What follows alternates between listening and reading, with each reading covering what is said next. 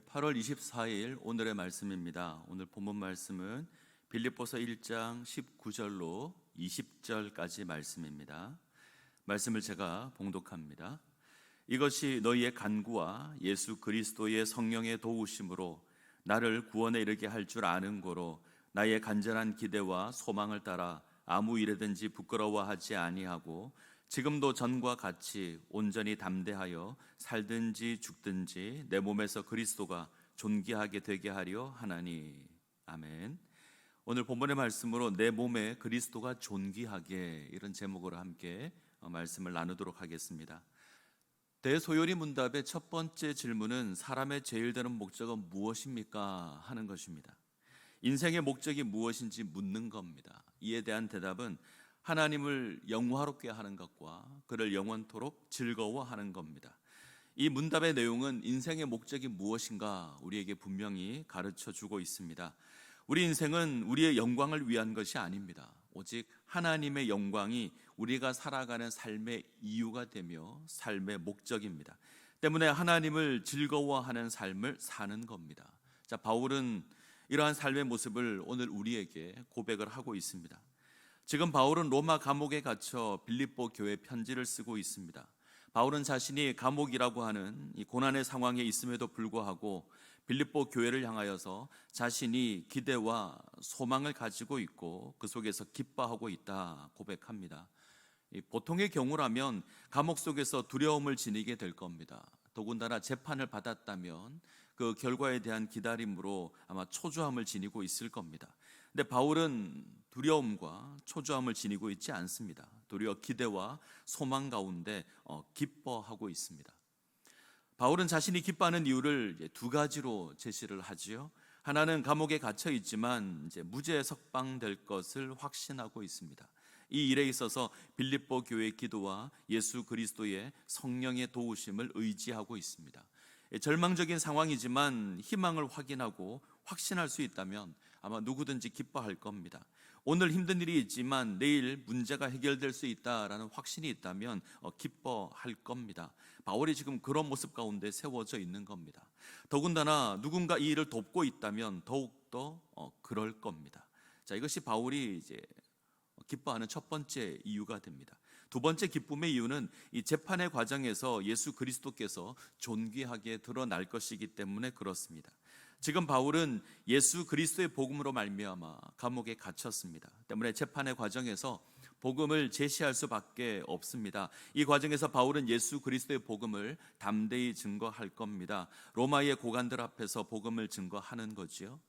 재판의 결과가 어떻게 주어질지는 모릅니다. 바울이 소망하는 것처럼 확신하는 것처럼 무죄 석방으로 주어질 수 있습니다. 행여 기대와 달리 이제 유죄 선고를 받고 심지어 사형이 주어질 수도 있습니다. 그럼에도 불구하고 재판의 과정을 통해서 예수 그리스도의 복음이 증거되었으며 예수 그리스도께서 존귀하게 되었기에 기뻐합니다.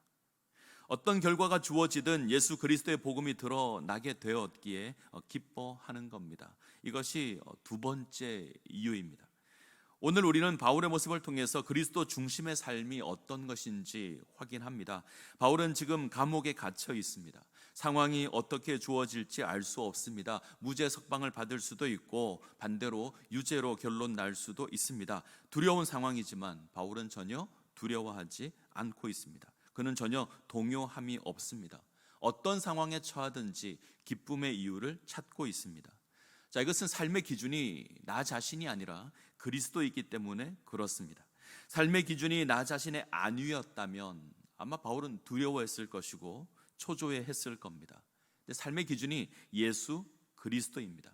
자기의 몸을 통하여서 예수 그리스도의 복음이 선포되기를 원합니다. 자기 인생을 통하여 하나님이 영화롭게 되는 것, 예수 그리스도가 온전히 드러나는 것, 이것이 삶의 이유이며 목적입니다. 때문에 어떤 상황이 주어진다고 할지라도 기뻐하는 겁니다. 예수 그리스도께서 존귀하게 된다면 살고 죽는 것이 문제가 되지 않습니다.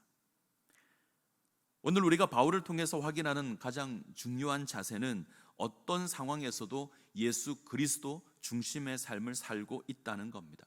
이 일에 있어서 바울은 예수 그리스도의 복음에 대하여 부끄러워하지 않고 있으며 뒷걸음질하고 있지 않습니다. 내가 복음을 부끄러워하지 아니하노니 이 복음은 모든 믿는 자에게 구원을 주시는 하나님의 능력이 됨이라. 먼저는 유대인에게요 그리고 헬라인에게로다. 자, 로마서 1장 16절의 이 말씀에서 바울은 복음을 부끄러워하지 않는다 고백합니다. 그 이유는 복음이 모든 믿는 자에게 구원을 주시는 하나님의 능력이 되기 때문에 그렇습니다. 예수 그리스도의 복음이 생명입니다. 자신이 복음을 전하는 것은 이것을 드러내고 선언하는 겁니다. 부끄러운 것이 아니라 자랑스러운 겁니다. 때문에 바울은 지금 자신의 생이 죽음으로 끝날 수 있지만 복음을 담대히 전파하겠다, 담대히 전하겠다 선언하는 겁니다. 그리고 이 모습으로 기뻐합니다. 오늘 우리는 우리의 삶을 뒤돌아볼 수 있기를 원합니다. 우리에게 있어서 복음의 가치는 어떠합니까? 우리에게 구원을 주시는 하나님의 능력으로 그것이 주어져 있습니까? 동시에 나의 생에 있어서 최고의 가치로 고백되고 있습니까? 예수 그리스도의 복음을 위해서라면 나의 삶과 죽음이 문제가 되지 않는다 고백할 수 있습니까? 만약 우리가 삶의 모습 가운데 그것을 부끄러워하고 뒷걸음질 치고 있다면 그것은 아직 나를 구원하는 하나님의 능력으로 존재하지 않는 겁니다. 고난이 두려워 복음을 감추고 자랑스럽게 고백하지 못한다면 그 복음은 나에게 생명의 능력으로 존재하지 않는 겁니다.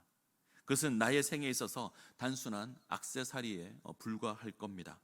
복음은 우리 삶에 있어서 최고의 가치가 되어야 합니다. 심지어 우리의 목숨보다 더 귀중한 가치로 존재해야 합니다. 이 복음으로 어떠한 상황에 놓이든지 기뻐하는 삶을 살아가는 겁니다. 바울의 고백과 같이 내 몸에 그리스도가 존귀하게 드러나야 합니다. 오늘 하루 이 복음의 의미를 되새겨 보시기를 간절히 소원합니다. 기도하시겠습니다. 살아계신 하나님, 오늘 새로운 하루를 허락하여 주시고 하나님의 말씀을 대하게 하시니 감사드립니다. 어떤 상황에 처하든지 자신의 몸을 통하여 그리스도를 존귀하게 드러내기를 원하는 그 바울의 모습 기억하게 하여 주옵소서. 오직 예수 그리스도의 복음을 위하여 살게 하시고 그 복음으로 말미암아 기뻐하는 삶 살아가게 하여 주옵소서. 주어진 상황을 인해서 복음을 부끄러워하거나 믿음의 자리에서 뒷걸음질 치지 않게 하시며 오직 복음으로 기뻐하는 하나님의 백성 되게 하여 주옵소서. 예수님의 이름으로 기도합니다. 아멘.